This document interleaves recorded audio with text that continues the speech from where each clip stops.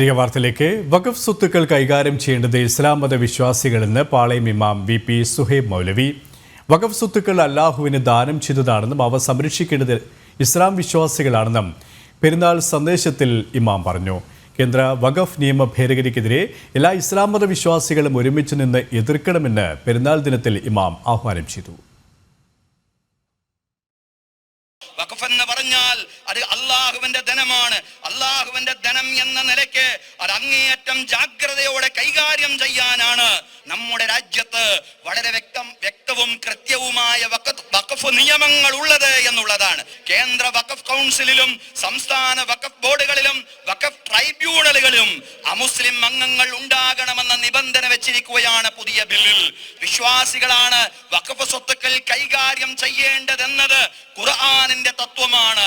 വ്രതശുദ്ധി കഴിഞ്ഞു വരുന്ന പുതിയ നാളേക്ക് നന്മകൾ പകരേണ്ടടുത്താണ് പാളയം ഇമാമിന്റെ ആഹ്വാനം. മുൻപത്തെ സാധാരണക്കാരായ ജനങ്ങൾ സ്വന്തം കിടപ്പാടത്തിന് വേണ്ടി കേണപേക്ഷിക്കുമ്പോൾ അല്ലാഹുവിന്റെ സ്വത്ത് സംരക്ഷിക്കണമെന്നാണ് ഇസ്ലാം മതപണ്ഡിതൻ വിശ്വാസികളോട് ആവശ്യപ്പെടുന്നത്. സമീപകാലത്ത് പാളയം ഇമാം വി.പി. സുഹൈബ് മൗലവി വർത്തമാന വിഷയങ്ങളിലൊന്നും അഭിപ്രായം പറഞ്ഞിട്ടില്ല.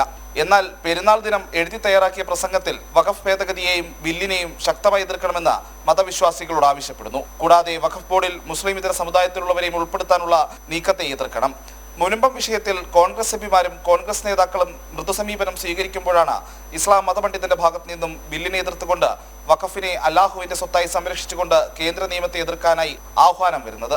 പാളയം ഇമാമിന്റെ ബോധപൂർവമുള്ള കൂട്ടിച്ചേർക്കലുകളാണ് വഖഫിനെ അനുകൂലിച്ചുകൊണ്ട് ഇന്ന് നടത്തിയ പെരുന്നാൾ പ്രസംഗത്തിൽ ഉണ്ടായിരുന്നത്. ജനം, തിരുവനന്തപുരം.